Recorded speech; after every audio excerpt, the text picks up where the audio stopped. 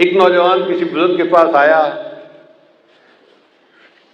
حضرت آپ فرماتے ہیں کہ غیر محرم سے نظر کو بچاؤ، اور میں کیا کروں؟ جوان العمر ہوں، میرے اندر جذبات کا اتنا غلبہ ہے کہ بازار سے گزرتے ہوئے غیر محرم پہ نظر پڑ ہی جاتی ہے۔ آپ مجھے کوئی طریقہ بتائیے کہ میں اپنی نظر کی حفاظت کیسے کروں؟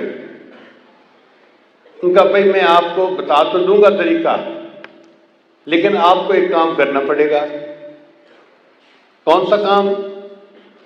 کہ یہ پیالہ دودھ کا ہے، اس کو بازار کے دوسرے کنارے پر ایک عالم رہتے ہیں، ان کو پہنچا کے آؤ۔ اس نے کہا جی بات ہی کوئی نہیں، میں پیالہ پہنچا دیتا ہوں۔ ان کا یاد رکھنا، اگر پیالے میں سے ایک قطرہ بھی دودھ کا گر گیا تو میں ایک بندہ تمہارے ساتھ بھیجوں گا، وہ اسی جگہ بھرے بازار میں تمہیں جوتے لگائے گا۔ اب وہ بندہ گھبرا گیا کہ بڑا احتیاط والا کام ہے، اگر بے احتیاطی ہوئی تو بھرے بازار میں جوتے پڑیں گے، میری ذلت ہوگی۔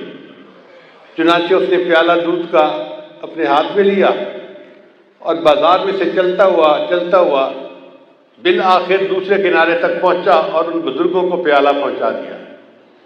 واپس آ کے اس نے بڑے خوشی خوشی بتایا کہ حضرت میں نے الحمدللہ اس پانی کے اس دودھ کے پیالے کو فلاں بزرگ تک پہنچا دیا، ایک قطرہ بھی دودھ کا نہیں گرا۔ ان کا اچھا یہ بتاؤ کہ آج تم نے بد نظری کتنی کی؟ حضرت وہ جو آپ نے مشتنڈا ساتھ بھیجا تھا نا کہ یہ جوتے مارے گا، اس کا خوف اتنا تھا کہ میرا دھیان ہی عورت کی طرف نہیں گیا۔ میں تو پورا راستہ یہ دیکھتا رہا کہ میرے دودھ کے پیالے میں سے ایک قطرہ بھی نیچے نہ گرے۔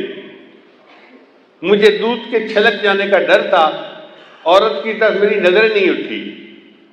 ان بزرگوں نے فرمایا کہ یہی راز ہے کہ جن اہل اللہ کے دل میں یہ خوف ہوتا ہے کہ میرے دل سے ایمان کا پیالہ نہ کہیں چھلک جائے، ان کی نظر غیر محرم سے بچ جاتی ہے۔ وہ سمجھتے ہیں اگر نظر پڑ گئی تو کہیں ایمان میں خلل نہ آ جائے۔ اللہ اکبر۔ اور یہ جو غیر محرم پہ نظر ہے نا، یہ بہت بڑا گناہ ہے۔ ایک مرتبہ میں نے اپنے حضرت مرشد عالم رحمۃ اللہ سے مسئلہ پوچھا۔ میں نے کہا حضرت میری عمر بھی چھوٹی ہے اور میرا علم بھی تھوڑا ہے، مجھے کچھ باتیں سمجھ میں نہیں آتی، اگر آپ اجازت دیں تو میں آپ سے بات پوچھ لیا کروں۔ تو حضرت مسکرائے، فرمانے لگے ہاں پوچھو۔